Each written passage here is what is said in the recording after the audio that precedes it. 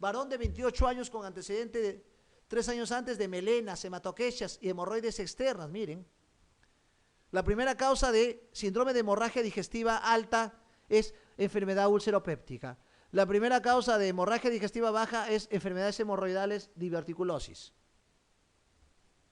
Pero este paciente tiene hemorragia digestiva alta y baja. Llama la atención. ¿Quién hace eso? Un cirrótico puede hacer eso, porque hace hipertensión portal con varices esofágicas o gastropatía hipertensiva gástrica y hace alteraciones hemorroidales y hace hematoquecia o rectorragia. ¿Se encuentra microcitosis? Por supuesto, tratada con hierro, o sea, tiene una anemia ferropénica, hay microcitosis.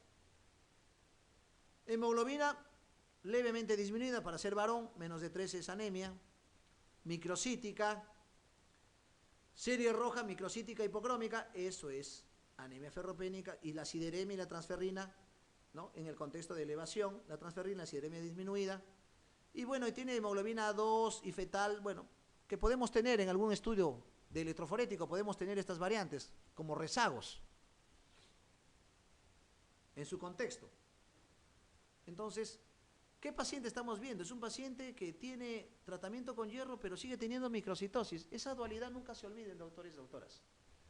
Cuando tienen un paciente que le están dando tiene una anemia microcítica y le están dando hierro y no responde, acuérdense la primera posibilidad, síndromes de mala absorción, sprue tropical, enfermedad celíaca, que no absorbe el fierro. Pero la segunda posibilidad es talasemia. Talasemia. Cuando tienen un paciente que no mejora con tratamiento de hierro, hay que pensar en talasemia, ¿no? En su contexto. Entonces, acá habría dos posibilidades. Mira, anemia ferropénica parcialmente tratada, no hay parcialmente tratada, no está respondiendo al tratamiento. Anemia sideroblástica adquirida. Sideroblástica adquirida quiere decir es una anemia refractaria, es una anemia, un síndrome mielodisplásico. No, la edad no. Los síndromes mielodisplásicos es a partir de los 50 o 60 años. ¿Portador de beta-talasemia? No, pues el portador es asintomático, este paciente tiene muchos síntomas, ¿no? ¿Y rasgos alfa-talasémicos? Sí, ¿por qué tiene rasgos alfa-talasémicos? Porque no tiene hepatoesplenomegalia. Los pacientes con beta-talasemias cursan con hepatoesplenomegalia. Las alfa-talasemias generalmente no cursan con hepatoesplenomegalia. Este paciente no tiene hepatoesplenomegalia, entonces es un paciente con rasgo alfa-talasémico, ¿no? Por el contexto. O sea, es una anemia microcítica que no responde al fierro, nunca se olviden ese dato. Paciente de 20 años en quien una analítica de rutina muestra un volumen corpuscular medio de 65 ficolitros y un frotis de sangre periférica, se describe anisopoiquilocitosis con punteado basófilo, siendo normal el nivel sérico de ferritina. Pregunta 59. Tiene microcitosis, joven, anisopoiquilocitosis, quiere decir que tiene una alteración del fierro con punteado basófilo. Punteado basófilo, intoxicación por plomo, no veo intoxicación por plomo. Siendo normal el nivel sérico de ferritina. El dato importante. Doctor, ¿esta es una anemia ferropénica? No.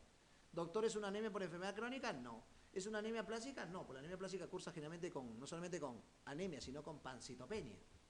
¿Es una anemia hemolítica autoinmune? No, porque no tiene macrocitosis. Déficit de glucosa deshidrogenasa, habría hemólisis intravascular, no lo hay. Este paciente tiene una talasemia, ¿no? Una talasemia, ¿no? Talasemia. Joven, microcítico, y puede haber alteraciones de la forma del hematío y el tamaño. Todas las opciones siguientes son válidas y razonables para la prevención de talasemia mayor, excepto.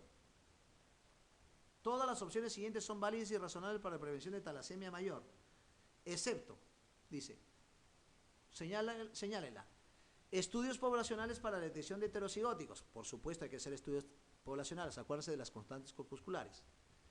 Estudio de la población femenina para detección de las mujeres heterocigóticas, verdadero, ¿no? El contexto. Diagnóstico prenatal, acuérdense de la hidropos o la hidropesía. Detección de embarazadas heterocigóticas en su primera visita prenatal, por supuesto hay que evaluar al paciente. Recomendar no tener hijos a los portadores de talasemia menor, no es recomendar, ¿no? Sino que hay que hacer un monitoreo, o sea, pueden salir embarazadas y hay que ver el contexto de la evolución, sobre todo perinatal, hacer un estudio o un control perinatológico. Entonces la clave sería la E. Ante una persona que presenta un hierro sérico, una capacidad de fijación del hierro, una ferritina y protrofilina normales, junto a una hemoglobina A2 aumentada. Mira, hemoglobina A2 aumentada, esto ya me dice que es un paciente portador de talasemia, de beta talasemia. La hemoglobina A2 aumentada, beta talasemia. Los demás son complementos. La clave sería el A2, no se olviden, A2 aumentada con ferritina, normales. Ante una sospecha de anemia hemolítica microangiopática, acuérdense de la PTT, causas de anemia hemolítica microangiopática, púrpura trombocitopénica trombótica, síndrome urémico hemolítico, preeclampsia, son causas de HELP, son causas de anemia hemolítica microangiopática. ¿Y cuál es la prueba específica que hay que pedir? Frotis de sangre periférica. ¿Y qué encuentro en el frotis? Esquistocitos. Esquistocitos. La clave es la D. De los siguientes enunciados, señale la respuesta verdadera respecto al lugar en el que se encuentra la alteración patogénica del síndrome mielodisplásicos. Acuérdense de las sideropenias, acuérdense de las anemias megaloblásticas, perdón, las anemias refractarias. Las leucemias monocíticas también están dentro de los síndromes mielodisplásicos. ¿Dónde se altera? ¿Dónde está la alteración? A nivel de la célula pluripotencial o totipotencial, célula stem cell, ¿no? Ahí se encuentra la alteración. Esa es la génesis de las anemias refractarias y sideropénicas de las mielodisplasias. ¿Quiénes dan mielodisplasia? Pacientes mayores de 60 años con anemia y con citopenias. Cuando tengan un paciente mayor de 60 años con anemias y citopenias, hay que descartar mielodisplasia. Con respecto a la anemia refractaria sideroblástica, que es una de las tipos de anemia refractaria, ¿cuál de las siguientes respuestas es falsa? No dispone de tratamiento médico eficaz. En realidad estos pacientes se mueren por infecciones, por hemorragias. Es verdadero esto. El soporte transfusional con concentrados de hematíes es el tratamiento más importante. Sí, pues en realidad es soporte. Transfusión de plaquetas, transfusión de crioprecipitados, transfusión de hematíes, etc. ¿La evolución a leucemia aguda es frecuente? No, en realidad produce una leucemia monocítica, pero no es la leucemia aguda. Estamos hablando de leucemia linfática aguda o leucemia mieloide aguda. No, esta es una leucemia monocítica. El tratamiento con desferoxamina debe ser considerado en prevención de la hemocromatosis secundaria. Eso es cierto. Por las politransfusiones, el paciente politransfundido produce mucho fierro y hay que quelar el fierro con desferoxamina.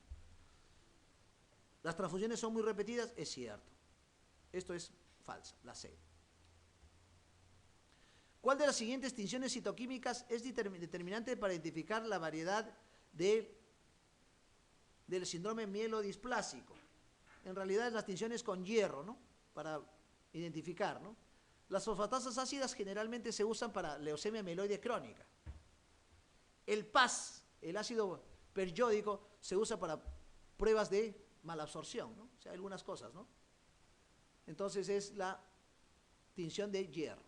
65. Por eso es importante diferenciar. Con esas tinciones diferencio entre una anemia refractaria, una anemia sideropénica, una leucemia monocítica. Con esas tinciones diferencio a nivel medular, al hacer un estudio medular, tanto en amo como trepanoción. En un paciente de 75 años, sin antecedentes de interés, con anemia macrocítica, reticulopénica, y concentraciones séricas de vitamina B12 y ácido fólico, hormonas tiroides dentro de los límites normales. Lo más indicado, entre las siguientes, ¿cuál es? Gastroscopía con biopsia gástrica para descartar anemia perniciosa, pero la vitamina B12 está normal, estaría alterada. Tratamiento oral con complejo vitamínico que incluye vitamina B6 y control de evolución clínica. ¿Por qué le voy a poner tratamiento oral al paciente? Si está bien las vitaminas. Tratamiento esteroide para tratarse con anemia hemolítica autoinmune. ¿Dónde diagnosticó la anemia hemolítica? No la veo. ¿Cuál es lo más idóneo? Examen morfológico de la médula ósea para descartar un síndrome mielodisplásico. Acuérdense que el mielodisplásico puede cursar también con macrocitosis, no se olvide. Y mucho más si es paciente mayor de 60 años. ¿Cuál de las siguientes la variedad del síndrome mielodisplásico con peor pronóstico? Peor pronóstico. Las anemias refractarias, generalmente con exceso de blastos, esta es, ¿no? Y en transformación, o sea, translocación, esta es la causa más severa de anemia de síndrome mielodisplásico. Esta es la que no, paciente hace cuadros hemorragíparos, citopenias, infecciones y se muere los pacientes, ¿no? El peor pronóstico es la refractaria con exceso de blastos en translocación o transformación. Todas las siguientes son causas de eritrocitosis. Ojo, eritrocitosis es policitemias, no se olviden. Excepto uno. Doctor, el síndrome de apnea del sueño. Esa es una causa de eritrocitosis. Estoy viendo muchos pacientes de apnea del sueño. Paciente obeso que ronca y le aparece la hipertensión arterial. Los roncópatas que roncan, obesos, esos hacen eritremia. Apnea del sueño es una causa de eritrocitosis. El hipernefroma, le dije en las clases, en las preguntas iniciales, es una causa de insuficiencia renal crónica, tumor del internista que cursa con policitemia. Hipernefroma. Síndrome mielodisplásico, este es un exabrupto, pues, ¿no? El síndrome mielodisplásico cursa con anemia, pues, ¿no? Lo demás es verdadero, excepto síndrome mielodisplásico. Un paciente de 65 años presenta palidez y disnea de esfuerzo. La analítica hematológica, volumen corpuscular elevado, anemia, leucopenia, plaquetas normales, borde límite. El aspirado medular óseo, mira, tiene macrocitosis con anemia. 65 años. En el aspirado medular se observa hipersolaridad y algunos megacariocitos pequeños y 5% de blastos. ¿Qué diagnóstico sospecharía en primer lugar? Por la edad y por la macrocitosis, las plaquetas normales, leucopenia, este es un síndrome mielodisplásico. Mielodisplásico. Y los blastos, acuérdense de la anemia refractaria con blastos.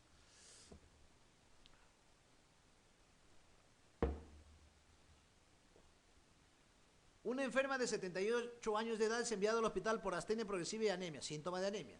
Los datos hematológicos, velocidad de sedimentación elevada, más de 50, 60 elevada, mieloma múltiple, leucemias, linfomas, vasculitis, arteritis de la temporal, ¿no?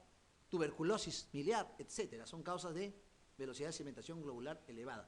Artriopatías, artritis, sobre todo la enfermedad del Still, es una artritis del adulto. Anemia, macrocitosis, reticulocitos disminuidos, leucocitos normales. Las cifras de ácido fólico y vitamina B12 son normales. El diagnóstico más probable, también esto es un síndrome mielodisplásico, una mielodisplasia que te eleva la velocidad de sedimentación glomerular. Las anemias elevan la velocidad de sedimentación. Las policitemias te llevan a 0 de velocidad de sedimentación incluso. No se olviden. En relación al síndrome mielodisplásico, señale la afirmación correcta. ¿Tiene mayor incidencia en mujeres jóvenes? No, pues en mujeres pero añosas. ¿La pancitopenia es un hallazgo poco frecuente? No, puede presentarse como pancitopenia, acuérdense. La presencia de citopenias y monocitosis, acuérdense de la leucemia monocítica. La presencia de anemia con sideroblastos en anillo, es un tipo de síndrome mielodisplásico. La celularidad cuantitativa de módulo óseo está casi siempre aumentada, falso. O normal, con patrón ferrocinético de eritropoiesis ineficaz, no hay eritropoiesis ineficaz porque no hay hemólisis en este paciente. ¿Cuál de las siguientes? Señala la afirmación correcta con respecto a esto. Perdón, ¿tiene mayor incidencia en mujeres jóvenes? No, añosas, este es falso. ¿La pancitopenia es un hallazgo poco frecuente? No, es más frecuente, esto es falso.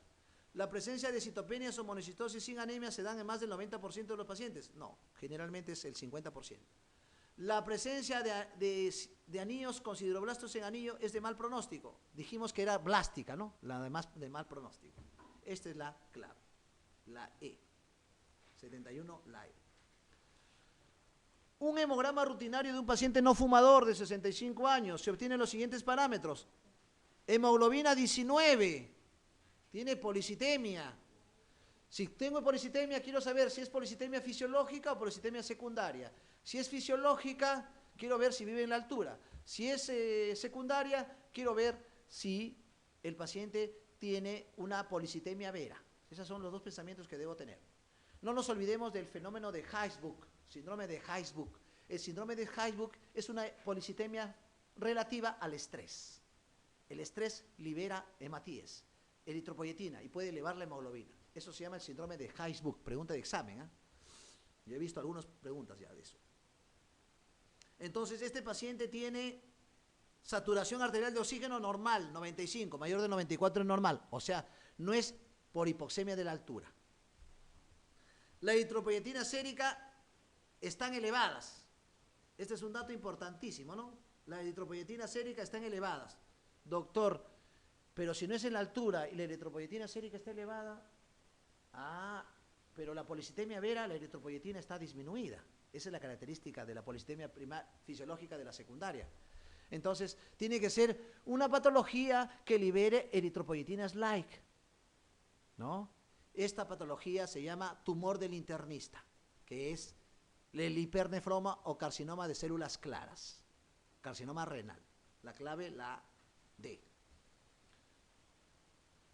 Son causas potenciales de eritrocitosis. Acuérdense, eritrocitosis es policitemia. Hipoxemia crónica, verdadero. Acuérdense de Cerro de Pascua, Ayacucho. Exceso de carboxihemoglobina, verdadero. Hipernefroma, acuérdense del tumor del internista, doctor Avilés. Síndrome de Cushing, el síndrome de Cushing. El cortisol estimula la célula stem cell y libera hematíes. Por eso los cushingoides tienen la fascia botagada, luna llena, hirsutismo, son rojos como el tomate. Por eso son policitémicos. Hipoandrogenemia, no, pues, eso no produce. 73 la I. Respecto a la hemoglobina, señale cuál de las siguientes afirmaciones es correcta. 74.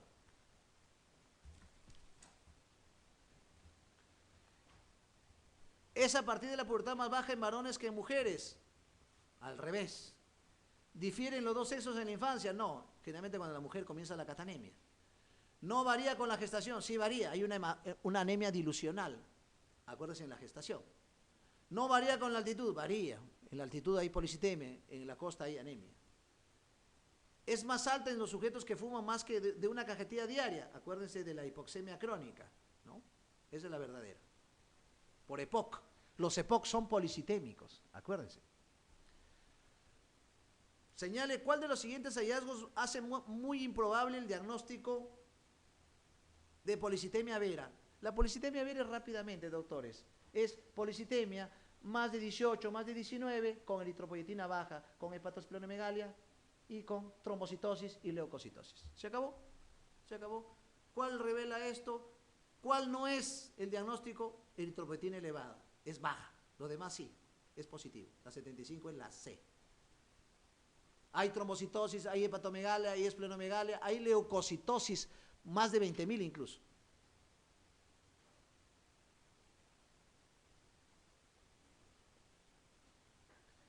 ¿Cuál de las siguientes afirmaciones con respecto a la leucemia mieloide crónica? Los síndromes mieloproliferativos tienen que ver 4 contextos, acuérdense. Síndromes mieloproliferativos relacionados al cromosoma Filadelfia tienen que ver con leucemia mieloide crónica, policitemia vera, trombocitemia esencial y metaplasia agnogénica. Son las 4 patologías que engloba el síndrome mieloproliferativos en su contexto. Acá en realidad es una pregunta netamente teórica, ¿no? Y esto tiene que ver con el contexto, son oncogenes, ¿no? Y el P120 es la característica del paciente. El cromosoma Filadelfia es el inicio, pero se han hecho estudios citogenéticos de translocación y han visto que este es el oncogen marcador que resalta la leucemia mieloide crónica. Ojo, la leucemia mieloide crónica, el diagnóstico no es con cromosoma Filadelfia, porque es un diagnóstico netamente citogenético, cariotípico. El diagnóstico es clínico, ¿no? Cuando tenga un paciente con anemia, cuando tengan síndromes hemorragíparos, linfadenopatías, hepatosplenomegalia, hay que plantear leucemia mieloide crónica, síndrome mieloproliferativo. La clave es la D. El tratamiento de primera línea en pacientes de 65 años de leucemia mieloide crónica, en primera fase crónica, debe basarse en realidad el imatinib, que es el rituximab, ¿no? Mesilenato de forma indefinida, ¿no? Debe basarse, eso es el imatinib, es el tratamiento inicial de la leucemia mieloide crónica. Y es un tratamiento netamente citostático, tratamiento inmunosupresor, que tiene bastantes efectos adversos en el paciente. La clave es la C. Un hombre de 60 años presenta molestias en hipocondrio izquierdo. por la esplenomegalia, por la esplenitis, acuérdense. El hemograma muestra, miren, una reacción leucemoide, 50.000 leucocitos, gran basofilia, gran neutrofilia, formas inmaduras, hemoglobina normal, plaquetas dentro del rango normal. La exploración física encuentra esplenomegalia palpable, el reborde costal, por eso es el dolor en hipocondrio izquierdo. ¿Cuál sería su actitud inicial? En realidad, con todo esto hay que hacer un estudio citogenético, pues, ¿no? Un estudio citogenético y molecular para hacer todo ese dosaje completo, ¿no? Pero TAC, ¿para qué? Para ver que hay ganglios. Eso yo sé que hay ganglios, probablemente. ¿Esplenectomía diagnóstica? No, no es el tratamiento de la esplenectomía, el tratamiento es citostático. Clave la C. 79. ¿En cuál de las siguientes circunstancias es excepcional la existencia de trombocitosis reactiva? Las trombocitosis reactivas más frecuentes son por procesos inflamatorios. Artritis reumatoide, una infección, pueden hacer trombocitosis reactiva. La anemia ferropénica también hace trombocitosis reactiva. Las hemorragias también. ¿Ya? Entonces, en ese contexto, rápidamente se responde.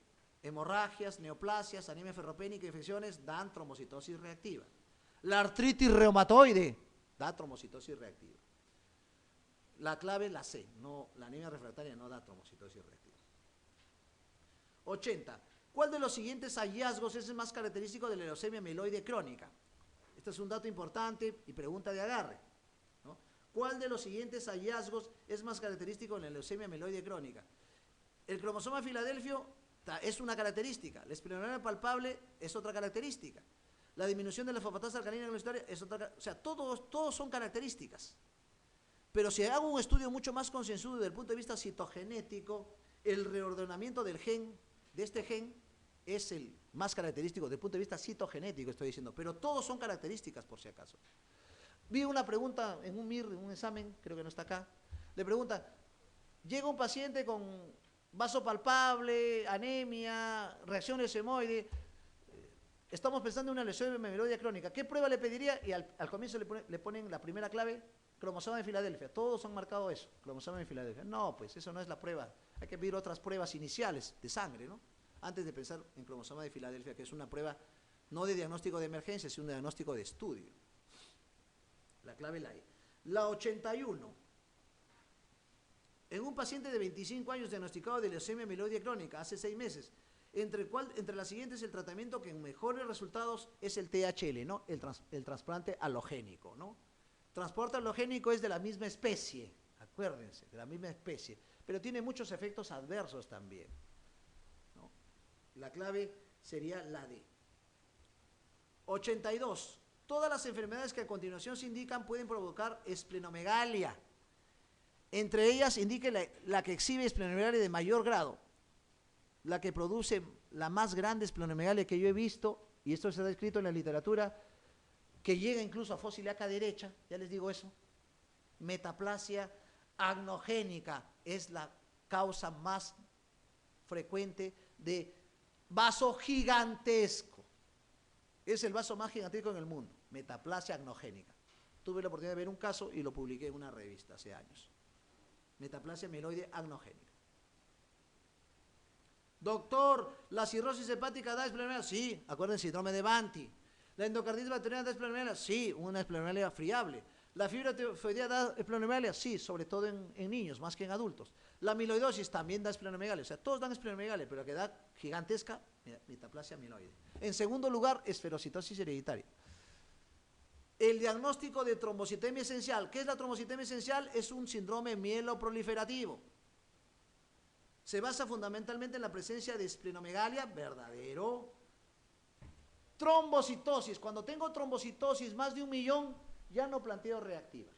Las reactivas son 600, 700, 800.000. Más de 1 millón es trombocitemia esencial, un síndrome mieloproliferativo. Y ahí tengo que ver otras.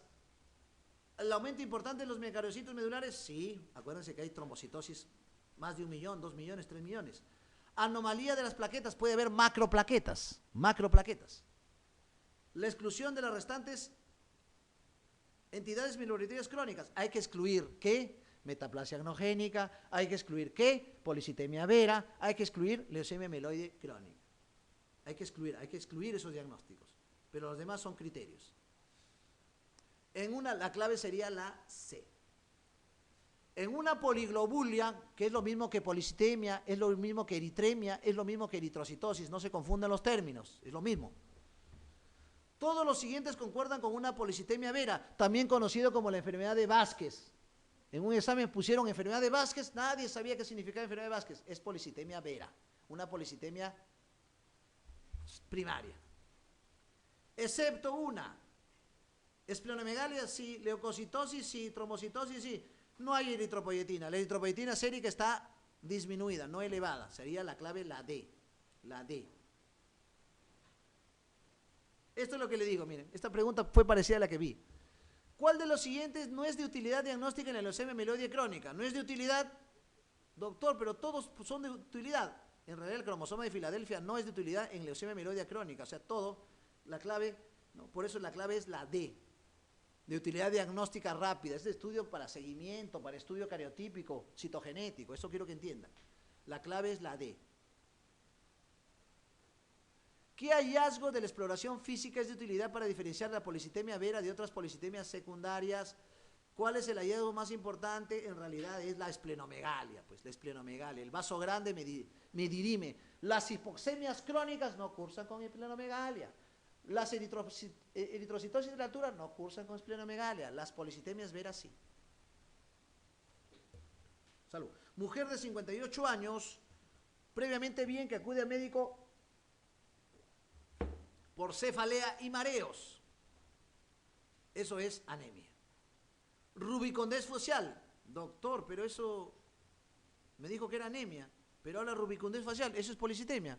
Ah, los síndromes de policitemia producen síndromes de hiperviscosidad. El síndrome de hiperviscosidad cursa con cuadro de sangrado, cefalea, tinnitus, mareos, náuseas, vómitos, embotamiento, convulsiones, hemorragias retinales, trombosis, Raynaud, una serie de síntomas de hiperviscosidad. Tanto la trombocitosis como las policitemias y las leucostasias, cuando hablo de leucostasias hablo de más de 100.000 leucocitos, eso produce hiperviscosidad. Entonces, todo esto lo que vemos acá es síndrome de hiperviscosidad. ¿Quién hace eso? Las policitemias.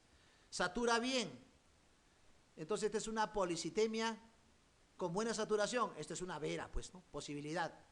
Eritropoyetina sérica y urinaria dentro de la normalidad. Ah, entonces no es vera. La eritropoyetina de la vera es disminuida. Entonces no es de altura. Entonces hay que buscar una causa secundaria de eritrocitosis.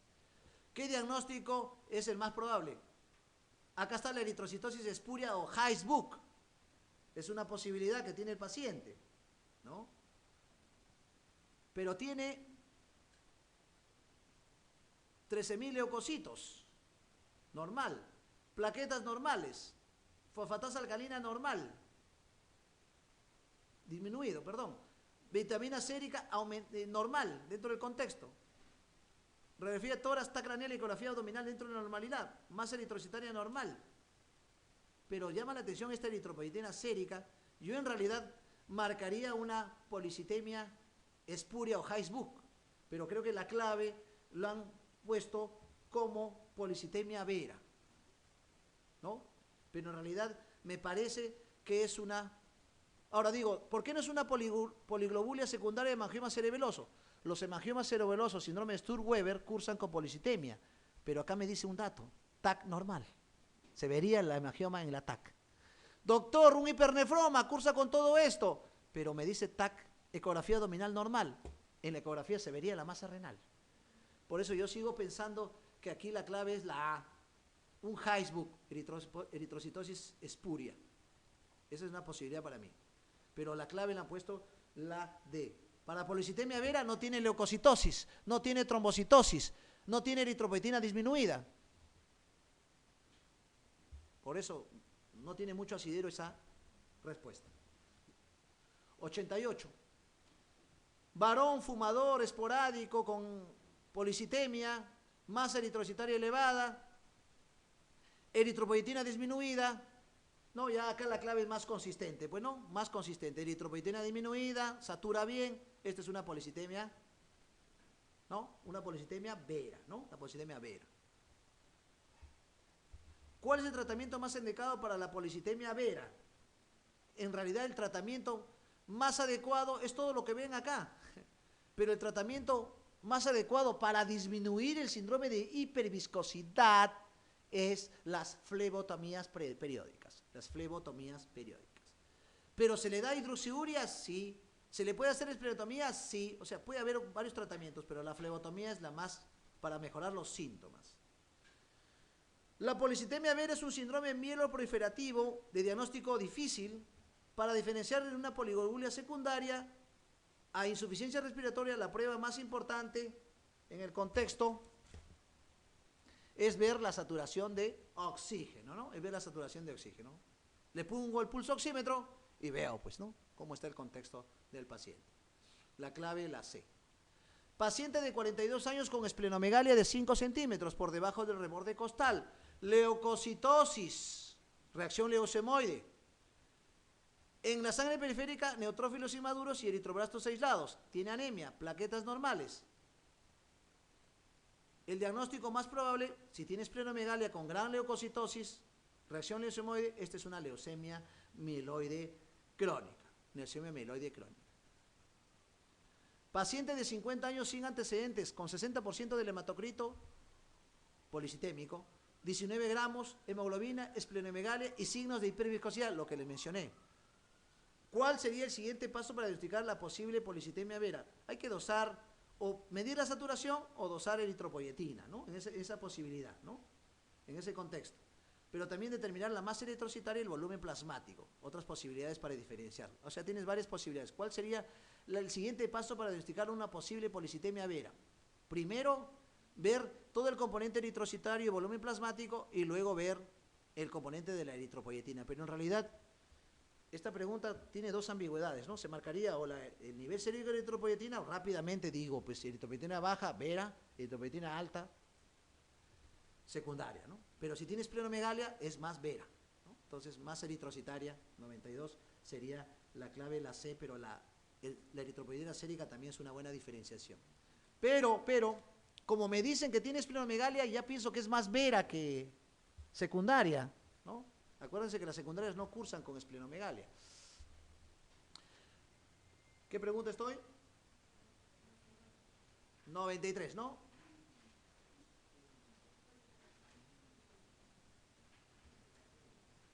Un paciente de 63 años con leucemia linfática crónica en estadio A, diagnosticada hace 6 meses. Acude a urgencias por un cuadro de ictericia, una leucemia linfática crónica. 93. Acude a urgencias. Acá están usando la clasificación de Ray-Binet. En la clasificación de Ray-Binet trata de ver estadios y niveles, ¿no? ¿En qué nivel está el paciente, ¿no? O estadios, o estadio 3, 1, 2. Tiene que ver si tiene ganglios, si tiene hepatosplenomegalia, cuántos ganglios tiene, de acuerdo al estadio, ¿no? Si tiene menos de 3 ganglios, estadio 1, más de 3 ganglios, estadio 2, y se agrega hepatosplenomegalia, anemia, una serie de manifestaciones de la leucemia linfática crónica. Esta es la clasificación de Ray-Binet que se usa mucho. Acá dice, diagnosticada hace 6 meses, acude a urgencias por un cuadro de ictericia, exploración física solo revela microadenopatías cervicales, miren, ubicación topográfica, y un leve soplo sistólico polifocal, o sea, por anemia. Tiene una reacción leucemoide, linfocitosis, que es característica de las linfáticas, la linfocitosis, anemia, macrocitosis, plaquetas normales, bilirrubinas indirectas por hemólisis, lactato de senasa alta. Acuérdense que puede ser por hemólisis o puede ser por la misma leucemia. Las leucemias linfáticas cursan con DHL alto. Fosfatasa alcalina normal. Indique cuál de las siguientes pruebas o combinación en el contexto. Estamos 93, ¿no? Pregunta 93, ¿no? Sería de mayor utilidad diagnóstica. En realidad, con todo este componente, parece una hemólisis en una leucemia. Las anemias hemolíticas no solamente son autoinmunes, pueden presentarse en leucemias, linfomas, infecciones como micoplasma, sífilis, bartonella. En este contexto, pediría test de Coombs, ¿no? Si el Coombs sale negativo, eso es en el contexto secundario. Si sale positivo, es autoinmune, ¿no? Sería el test de Coombs directo. Paciente de 65 años... diagnosticada de leucemia linfática crónica, y tal es la clasificación de Ray-Binet. Presenta adenopatías palpables cervicales y axilares, 2 zonas topográficas distintas. gran leucocitosis, con 85% de linfocitosis, o sea, los linfocitos también derivan los estadios. El estadio más severo es el estadio 4. Plaquetas, la hemoglobina todavía se mantiene, o sea, todavía no hay anemia. ¿En qué estadio clínico está, no? Entonces, cuando hay ganglios en diferentes zonas topográficas, es un estadio 4. A esto se agrega gran leucocitosis. Con gran linfocitosis, los linfocitos mayores del 50% ya es estadio 3 o 4. Entonces, estaríamos acá. Y lo que diferencia es que puede cursar con anemia o puede cursar sin anemia, en el contexto, ¿no? Estadio 4, pero miren las plaquetas, hay una trombocitopenia, entonces es estadio 4. Estadio 4 de Ray y estadio C de Binet. El estadio C de Binet es un estadio en la cual valora algunos parámetros, ¿no?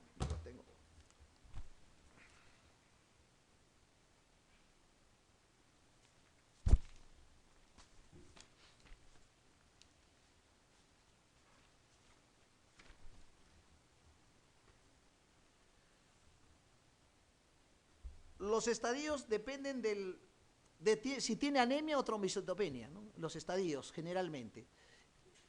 Sobre todo los estadios de Binet. Y los estadios de Ray, si tiene linfocitosis